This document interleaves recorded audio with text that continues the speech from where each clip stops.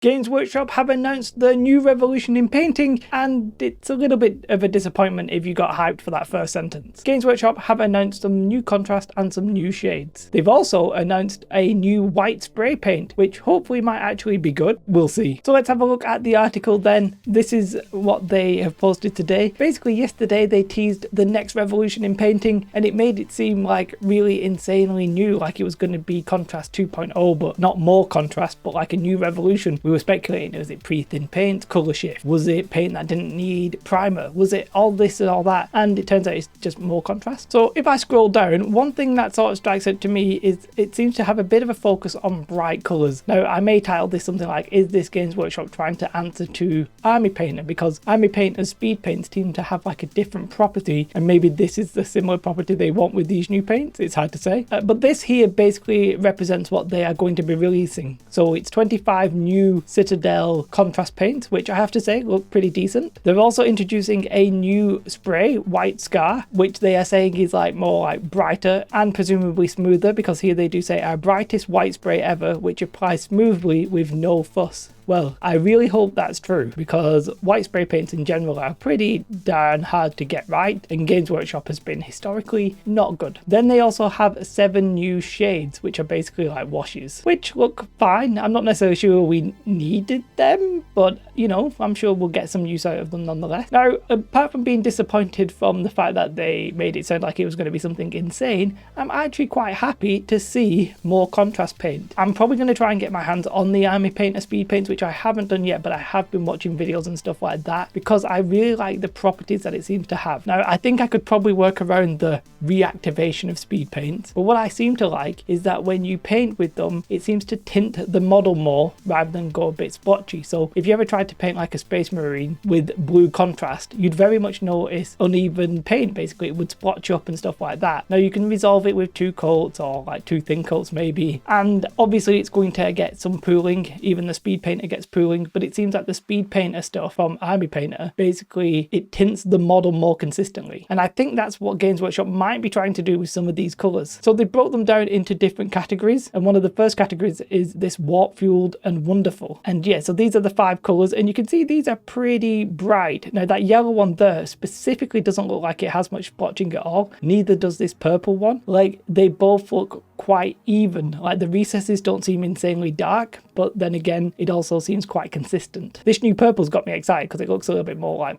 the classic purple that I use from my Space Marines. Now, the blue here and the green and this other light blue, they do appear to have a bit more of like that uneven application, if that makes sense, but they're still pretty bright colours, but perhaps not quite as bright as this rich and regal setting here. So yeah, these paints really, like, look at this red. There doesn't really appear to be much shading at all on this red. Like, it appears pretty damn smooth to me. Even the same for this red, and the same for this yellow, and the same for this orange so much. The blue, I think, does have a bit more of a stronger contrast between the shade and the light, but all in all, these look insanely bright, and I think if you want to paint like this, which some people do, this would be a great choice. Like, these look like very clean, basically. Then we have this section, the ethereal and eerie. Now, these work pretty much as you would expect. We basically have something that really reminds me of like a Death Guard green. I'm not really familiar about what would be painted in this sort of yellowy green color, but I do actually quite like it. This has this sort of like ethereal effect. Same for this, it's like blue ethereal and then this sort of purple ethereal like color. These all look fine. So basically these are going to be the ones that don't tint the model as strongly, whereas these brighter ones absolutely will, and so will some of these. And then in this section, they call this steadfast and grounded, and you can see this is sort of more like your muted, more like realistic colors, I want to say, to some extent. And you can sort of see that uneven coloring, that contrast that I was talking about, especially with this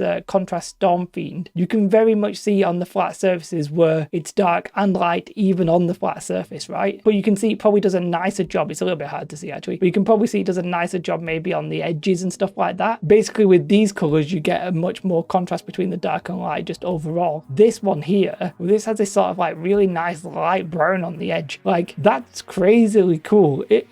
that looks like it's been edge highlighted to me. It's weird, but also really, really good. Another black is coming. This grimy color looks great, and that purple also looks quite good. I can't necessarily work out the difference between that and Shyish purple, which I think I have on my desk. Obviously, me showing you the bottle of Shyish purple isn't really realistic of what color you would see on the miniature, but yeah, I use this quite a lot, and I would replace it if it has a more pleasant color, so I'm very much intrigued in what these purples are going to be. Then they're also introducing these new shades. I have nothing really interesting to say about this one. This grey, I actually think may be an alternative to using the white contrast paint, because it looks still quite white, but maybe like a nice white that you could then maybe dry brush over some white with and get, you know, really good effect with that. But yeah, all of these shades look fine. If you're really like in need of one of these colors for your miniatures and you think it's cool, then there's no harm picking these up. They look pretty decent and they're going to work as standard, you would think. They're also introducing a new white spray paint, which, as you can see here on the picture on the left, it's very bright on my screen, I do apologize, but the old one looks a little bit more grey than white, and this new one is apparently looking much whiter. Now, they did talk about it being smooth, and you'd hope so, because GW's white paint or white spray paint notorious for not being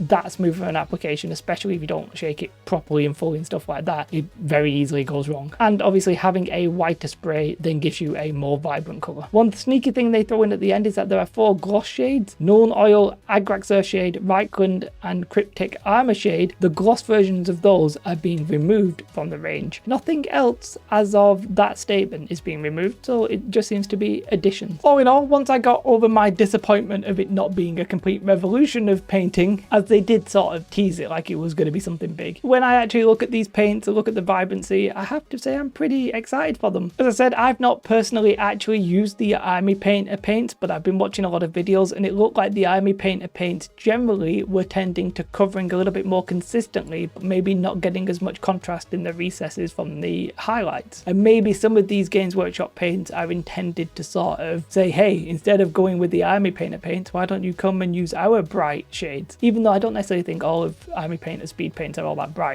Like looking at this image here, it doesn't sort of scream to me vibrancy, but just on the videos I've seen, some of them did. Let me know your thoughts. Will you be picking up the contrast paints? Obviously, one thing to consider is that contrast paints are not significantly, but quite a bit more expensive than the speed paints. So for me, I was thinking about getting into speed paints just because I like that effect of them, but I can definitely appreciate that maybe you're off put by contrast simply because of the price. Let me know your thoughts in the comments below. Have a most beautiful day. Like and subscribe. Goodbye.